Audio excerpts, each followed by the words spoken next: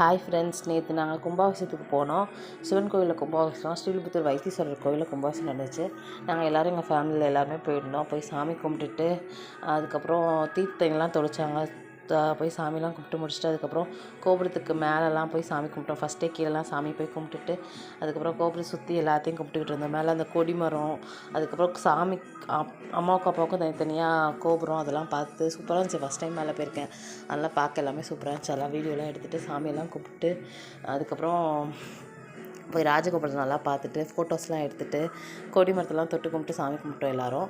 அதுக்கப்புறம் பாப்பா அக்கா பொண்ணு இருந்தால் அவள் ஃபோட்டோ உட்கார வச்சு ஃபோஸ் கொடுக்கும்னு சொல்லிட்டு அவள் கூட கொஞ்சம் நேரம் விளையாண்டுட்டு அவள் கூட ஃபோட்டோ எடுத்துக்கிட்டு இருந்தோம். நேற்று லன்ச்சு வீடியோ போடவே இல்லை. நேற்று எங்கள் வீட்டில் சாம்பார், அவரைக்காய் பொரியல், சாதம், ரசம்.